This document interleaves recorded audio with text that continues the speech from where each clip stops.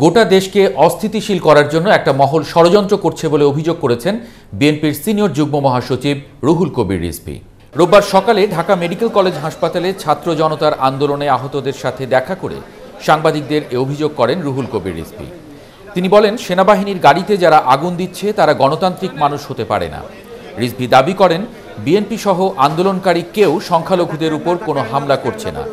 বিদেশে বসে সজীব ওয়াজেদ জয় উল্টাপাল্টা বক্তব্য রাখছেন বলেও মন্তব্য করেন রিজভী। অন্তর্বর্তীকালীন সরকারের সকল কর্মকাণ্ডের প্রতি বিএনপির পূর্ণ আস্থা রয়েছে বলে জানান দলটির এই সিনিয়র নেতা। দুষ্কৃতিকারী যারা প্রকৃত অর্থেই যারা একটি পরিবর্তনের সুযোগ নিয়ে বিভিন্ন স্থাপনায় হামলা করছেন, সংখ্যালঘুদের বাড়িঘর এবং উপাসনালয় দেবালয়ে যারা হামলা করছেন, এরা কোনো রাজনৈতিক দলের কর্মী হতে পারে না।